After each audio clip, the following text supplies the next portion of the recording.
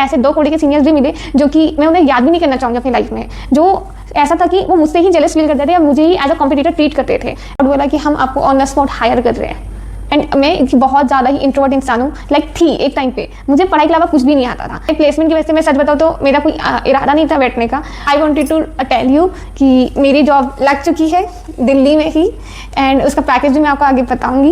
मैंने उस कंपनी को रिजेक्ट किया। लिटरली HR का मार्च के महीने में 3 बार कॉल आ चुका है कि आप आ क्यों नहीं रहे हो, आ जाओ, ऑफर लेटर साइन करो वगैरह वगैरह, बट मेरा दिल नहीं माना। BSc कर रही है, जॉब थोड़ी लगेगी। UG तो प्रयागराज से भी कर सकती थी, दिल्ली जाने की क्या जरूरत थी। नीट के लिए ड्रॉप लेना चाहिए था, 12th बोर्ड्स में टॉप करने का क्या फायदा। और पता नहीं क्या क्या चीज़ें मुझे सुनने को मिली थी जब लोगों को पता चला था कि मेरा दिल्ली यूनिवर्सिटी में फर्स्ट मेरिट लिस्ट में एडमिशन हो गया है। 3rd ईयर DU स्टूडेंट हूँ एंड रिसेंटली मेरे कॉलेज में प्लेसमेंट सेल में मैंने इंटरव्यू दिया था। तो आप लोगों की बहुत बड़ा क्वेश्चन था कि क्या मेरी जॉब लगी कि नहीं, एंड क्या मैं रिजेक्ट हो गई, या फिर अगर लगी तो कितने LPA का पैकेज लगा, क्या काम था, बहुत सारी चीज़ें आप लोगों ने मुझसे पूछी थी। तो इस वीडियो में मैं सारी चीज़ें बता रही होंगी। एंड अगर मेरे चैनल पे न्यू हो तो सब्सक्राइब कर दो एंड शेयर कर दो ये वीडियो सारे लोगों को जो भी लोग DU में प्लेसमेंट का सपना लेके आते हैं, ताकि उनको डार्क रियलिटी भी पता चलेगी एंड वो भी चीज़ें पता चलेगी कि जॉब किसकी लगती है किसकी नहीं लगती। काफ़ी सारी चीज़ें क्लियर होंगी। लास्ट 2 ईयर्स में मैंने 18.5 लाख से ज़्यादा बच्चों की हेल्प करी है, बोर्ड्स एंड CUET दोनों क्रैक करने में। नोट्स हो, चाहे गाइडेंस हो, चाहे डाउट स्टेशन हो, चाहे मेरे खुद के केमिस्ट्री के लेक्चर्स हो। एंड चैनल पे न्यू हो, 10th 12th में हो तो चैनल को सब्सक्राइब कर दो, क्योंकि यहाँ पे और भी इंफॉर्मेटिव एंड पढ़ाई वाला कंटेंट आता रहेगा। तो मैं आपको बताना चाहती हूँ कि मेरा क्या विजन था DU में। मेरा ये विजन था कि मुझे अपनी पढ़ाई के साथ साथ वो स्किल्स डेवलप करनी है कि मैं पब्लिक स्पीकिंग अच्छी कर सकूँ, क्योंकि मुझे पता चल गया था कि इंटरव्यू क्रैक करना है तो आपकी कम्युनिकेशन स्किल अच्छी होनी चाहिए। एंड मैं बहुत ज़्यादा ही इंट्रोवर्ट इंसान हूँ, थी एक टाइम पे मुझे पढ़ाई के अलावा कुछ भी नहीं आता था, ना ही एडिटिंग हो गई या फिर जो भी स्किल्स मेरे अंदर आज है। बहुत सारी स्किल्स मैंने सीखी, पर्सनल ब्रांडिंग हो गया, कंटेंट क्रिएशन हो गया, सेल्स हो गया, मार्केटिंग हो गया, बहुत सारी चीज़ें। वो मुझ में कुछ भी नहीं था when I was in first semester DU student. But मैंने एक चीज़ सीख ली थी, एक चीज़ समझ ली थी कि अगर सर्वाइव करना है दिल्ली में या फिर अपनी लाइफ में अच्छा करना है तो अपने ऊपर काम करना होगा। तो वही चीज़ थी कि मैंने बहुत सारी ठोकरें खाए, बहुत सारे फेलियर्स फेस किए लाइफ में, बहुत अच्छे सीनियर्स मिले, बहुत सारे ऐसे 2 करोड़ के सीनियर्स भी मिले जो कि मैं उन्हें याद भी नहीं करना चाहूँगी अपनी लाइफ में, जो ऐसा था कि वो मुझसे ही जेलस फील करते थे या मुझे ही एज अ कॉम्पिटिटर ट्रीट करते थे। और मुझे बाद में समझ आया कि they don't want to guide, they just want to use मी।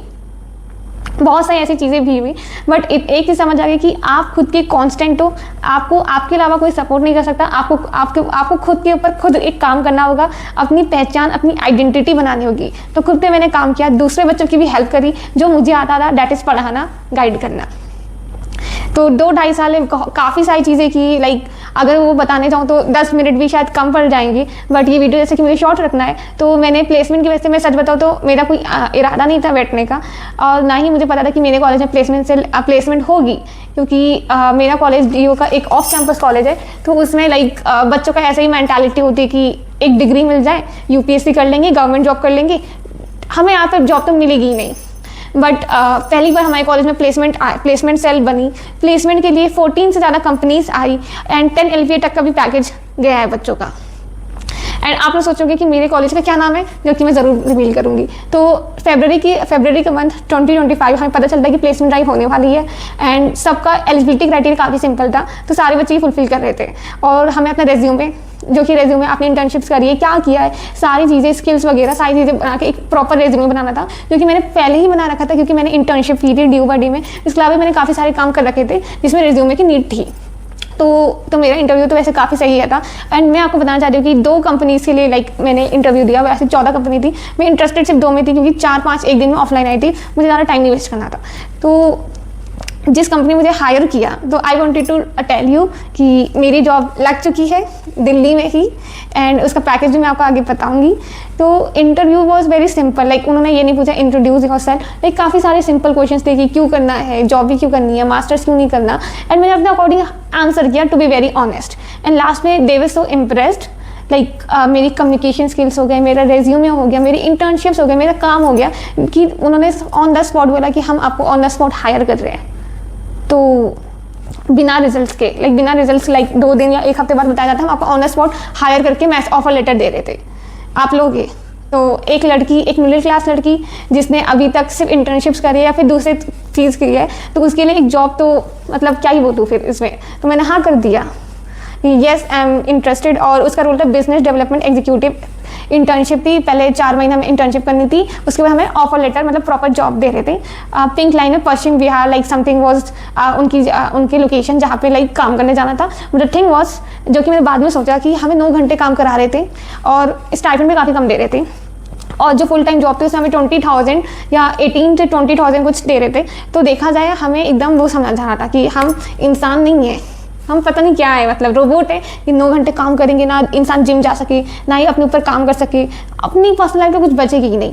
तो देखो 9 घंटा काम करना कोई बुरा ही नहीं है, अगर आपको उतना स्टाइपेंड मिल रहा है, जितनी आप मेहनत करें उतनी सैलरी मिल रही है एंड आप अपने काम से खुश हो। तो आई वॉज नॉट हैप्पी, तो मैंने उस कंपनी को रिजेक्ट कर दिया। लाइक मेरी प्लेसमेंट होने के बाद भी आई am not going and working. उनकी एक और चीज़ थी कि मैं फरवरी की लास्ट वीक या मार्च के first week, that is Holi के टाइम से ही उनकी जगह काम करना, मजदूरी करना स्टार्ट करती हूँ। एंड मुझे अपनी पढ़ाई लाइक मेरी 3rd ईयर की यूजी कंप्लीट भी नहीं हुई, 4th ईयर करना ही नहीं करना है, काफ़ी सारी चीज़ें लाइफ में चल रही है, पढ़ा भी रही हूँ बच्चों को, तो वो सारी चीज़ें छोड़ छाड़ के मजदूरी करने में लग जाऊँ। और इंटर्नशिप में स्टाइपेंड काफ़ी ज़्यादा कम दे रहे थे, अब काम पूरा मजदूरी मतलब पूरा ऊपर मजदूरी कर रहे थे, तो मुझे ये सारी चीज़ें अपनी लाइफ में नहीं करनी। तो I decided I am not going for the placement. And अगर मैं 4 महीने इंटर्नशिप एंड अगर मैं अपनी इंटर्नशिप वहाँ पे कंप्लीट करती, that is a proper job दे रहे थे, तो उसमें उसका LPA था 7.5 LPA, जो कि अगर देखा जाए काफ़ी ज़्यादा है अगर साल का देखा जाए, बट इन हैंड काफ़ी कम पड़ रहा था। तो मुझे ये चीज़ें सही नहीं लगी, तो I am not going for that.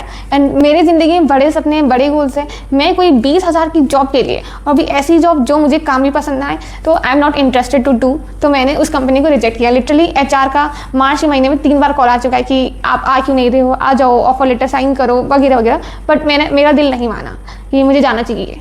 And मेरे क्या सपने हैं वो मैं बताने में इंटरेस्टेड नहीं हूँ। काफ़ी सारे लोग होते हैं जो बता देते हैं, बिकॉज आई बिलीव कि जब तक वो चीज़ आप अचीव ना कर लो, बताने कोई फ़ायदा नहीं है। I believe in actions rather than just speaking. तो और ऐसे ही लाइक ये मेरा छोटी सी जर्नी थी DU से प्लेसमेंट तक की, जो कि प्लेसमेंट का सपना मैं लेके आई हुई थी, मैंने रिजेक्ट कर दी, मैंने छोड़ दी just because of some other priorities.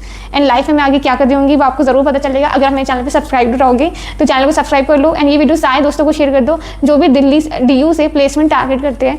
And मैं इतना बोलूँगी कि सबसे तगड़ी प्लेसमेंट BTech वालों की जाती है, BA इकोनॉमिक्स ऑनर्स हो गया, BBA हो गया, BCA हो गया, लाइक कुछ 4, 5, 6 गिने चुने कोर्सेज हैं जो, और गिने चुने कॉलेजेस हो गए और गिने चुने स्टूडेंट्स हो गए जिनकी कैपेबिलिटीज़ हो गई, काफ़ी सारी चीज़ें मैटर करती है। तो मेरे चैनल को सब्सक्राइब कर दो एंड ये वीडियो सबको शेयर कर दो।